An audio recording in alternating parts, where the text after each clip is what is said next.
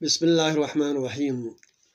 السلام علیکم سامعین و ناظرین، میں ہوں محمد شفیع مطہری، مرکز Noor Badshah YouTube channel Mutahhari library and research centre سے مخاطب ہوں۔ آج اس موضوع کا انتخاب کیا ہے؟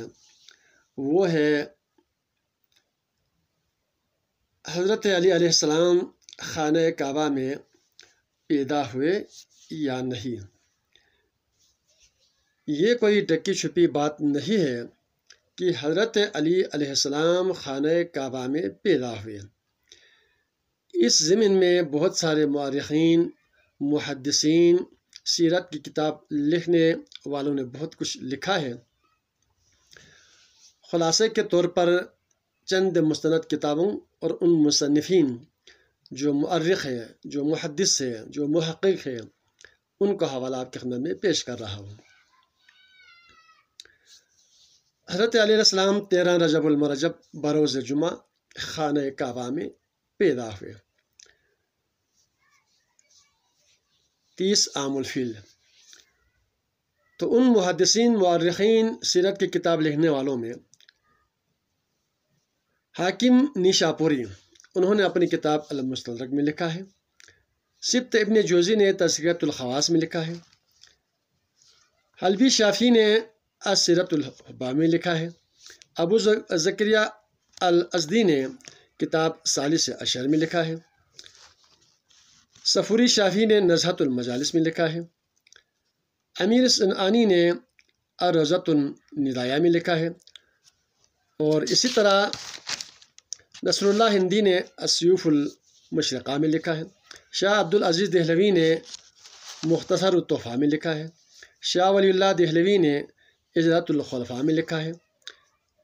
صالح الغامدی نے الاکتفاء فی اخبار الخلفاء میں لکھا ہے۔ مصطفیٰ سباعی نے مصطفیٰ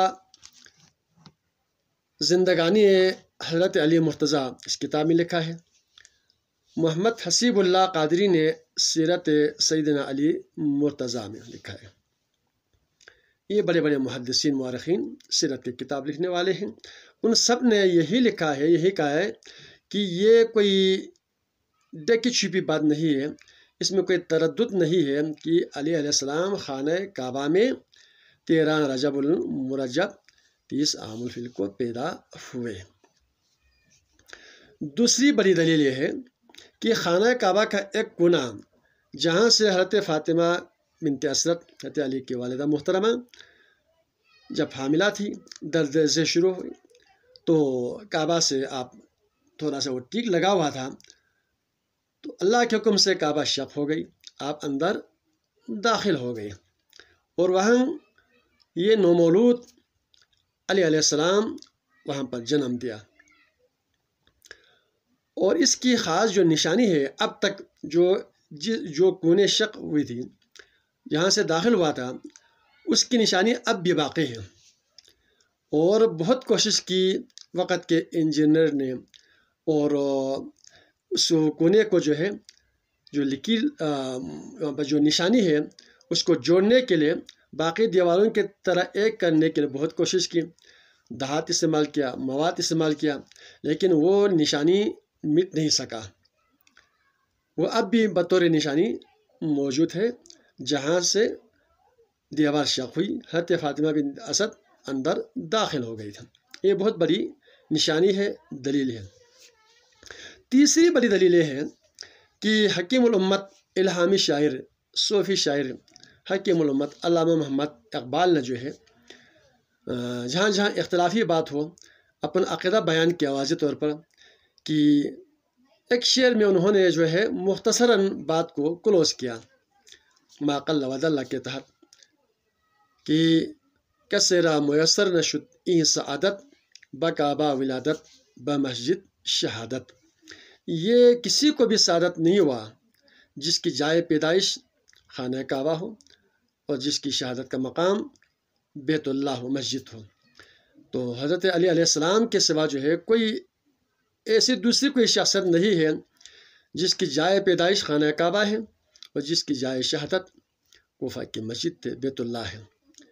تو انہوں نے کلیئر کر دیا کہ یہ سعادت جو ہے حضرت علی علیہ السلام کو عطا ہوا ہے۔ تو ہم بغیر کسی تعصب کے تحقیق کے روشنی میں، مطالعے کی روشنی میں، کتابوں کی روشنی میں دیکھیں کہ حضرت علیہ السلام یقیناً خانہ کعبہ میں پیدا ہوئے ہیں۔ ہم سب کو ان کی شجاعت، بہادری، عبادت، خوف خدا، پیغمبر اکرم صلی اللہ علیہ وآلہ وسلم کے ساتھ جتنے بھی غزوے ہوئے اس میں شامل ہوئے اور فتح یاب ہوئے۔ فاتح خیبر ہے، فاتح خندق ہے، اور محمد مصطفیٰ صلی اللہ علیہ وسلم پر آپ نے سب سے پہلے ایمان لایا۔ تو علی علیہ السلام کی زندگی جو ہے ہم سب کے لیے نمونہ ہے، مثال ہے۔ آپ ہمیشہ حضور اکرم صلی اللہ علیہ وسلم کی صحبت میں آپ نے زندگی گزارا۔